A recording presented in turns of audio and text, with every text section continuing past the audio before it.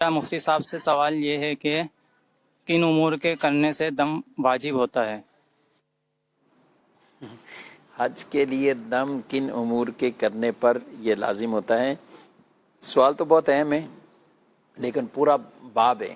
اب اس میں کن کن معاملات پہ کہاں کہاں دم لازم آئے، کہاں کہاں کفارات، صدقات فطر یہ لازم آئے، یعنی اس طرح کے وہ جرم یا غلطی پر ہے۔ بہرحال کچھ ڈیٹیل تفصیل مفتی صاحب آج کل حج کے جو گروپ ہیں اس میں ماشاءاللہ آپ کافی فعال بھی ہیں اور جوابات بھی ارشاد فرما رہے ہیں۔ کئی حاجیوں کو آپ کے وائس کے ذریعے جوابات بھی مل رہے ہیں، تو کیا کہتے ہیں، کچھ خلاصہ کہاں کا دم لازم ہوتا ہے؟ تو کافی چیزیں بہت ساری چیزیں ہیں، اور رفیق الحرمین میں آخر میں جرم اور ان کے کفارے کے نام سے پوری ڈیٹیل موجود ہے۔ عمومی طور پر اس میں جو چیز پیش آتی ہے ہمارے یہاں پر، وہ آتی ہے چہرہ چھپانے کے حوالے سے۔ ایک تو کہ چہرہ اپنا چھپا لیتے ہیں، تو چہرہ اگر آپ کا سمجھیں کہ تقریباً 12 گھنٹے 4 پہر تقریباً 12 گھنٹے اگر یہ چوتھائی یا اس سے زیادہ چھپا رہ گیا تو اس صورت میں دم لازم آئے گا۔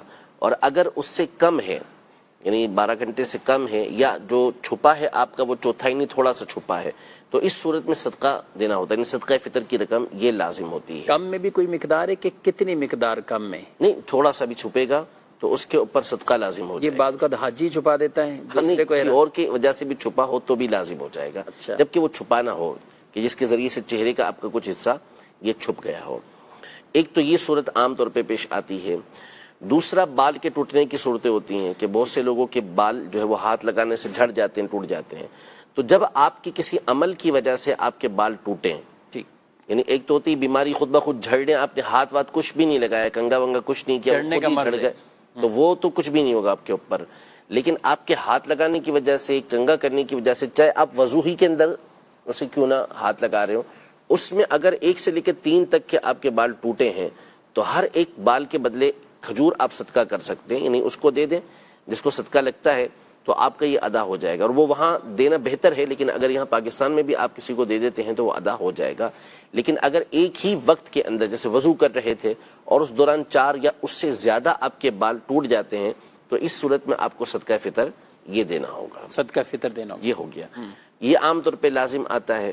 اسی طرح بعض اوقات خوشبو کے مسائل آتے ہیں کہ ایسی چیزیں استعمال کر لی جاتی ہیں کہ جن کے استعمال کی وجہ سے دم لازم آ جاتا ہے۔ جیسے منہ، مثال کے طور پہ کوئی چیز ایسی چوم لی، جیسے حجر اسود بعض اوقات چومتے ہیں لوگ، یا خانہ کعبہ کا غلاف چومتے ہیں، تو اس میں بسا اوقات، ہمیشہ نہیں، بعض اوقات خوشبو اتنی زیادہ ہوتی ہے کہ منہ پورا بھر جاتا ہے، تو اب دیکھنے والا کہے کہ بھئی یہ تو بہت زیادہ خوشبو لگ گئی ہے آپ کو، تو پھر اس صورت میں دم لازم ہوتا ہے، ورنہ پھر صدقہ لازم آتا ہے۔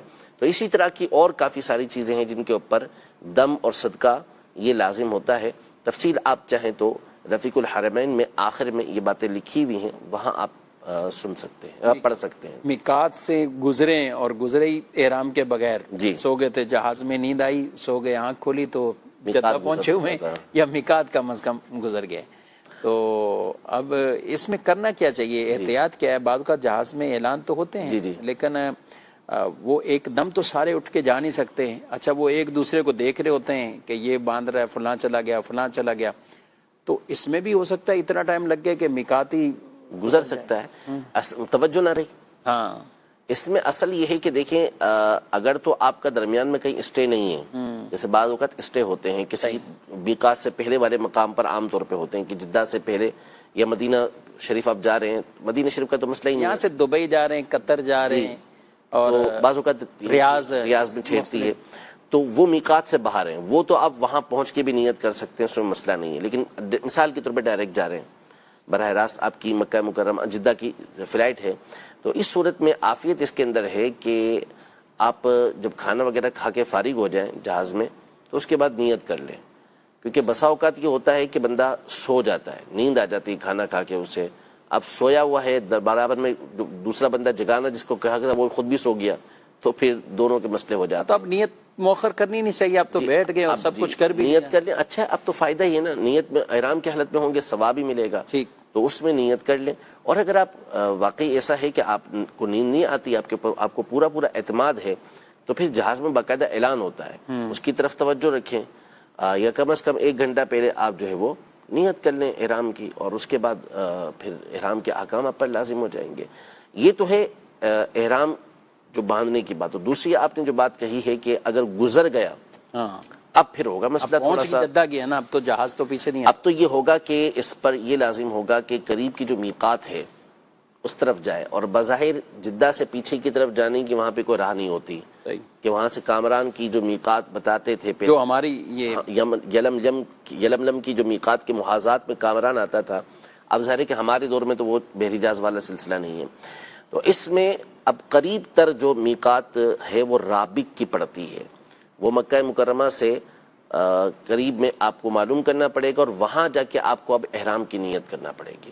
ایسا نہیں ہو سکتا کہ آپ جدہ میں ہی احرام کی نیت کر لیں، یا بعض اوقات ایسا ہوتا ہے کہ لوگ کہتے ہیں کہ ہم مسجد عائشہ جا کے وہاں احرام کی نیت کر لیں گے. اگر آپ نے وہاں جا کے احرام باندھ لیا تو پھر تو اب آپ پر دم پورا ہو گیا، اب اس کے ساقط ہونے کی کوئی صورت. دم لازم ہو گیا، دم لازم یعنی ہو گیا. دم یہی لازم ہو گیا جو جدہ اترے اور پیچھے کی نیت ان کی نہیں تھی، احرام نہیں باندھا، نیت تو دم تو ہو گیا، دم ہو گیا. لیکن یہاں پہ بچاؤ کی ایک صورت یہ ہے، بچاؤ سے مراد دم ساقط ہونے کی، ختم کرنے کی اچھا صورت ایسے یہ بھی ہے. اعمال ہوتے ہیں کہ دم ہونے کے بعد بھی اس میں کچھ ہے. یعنی ختم ہو سکتا ہے دم.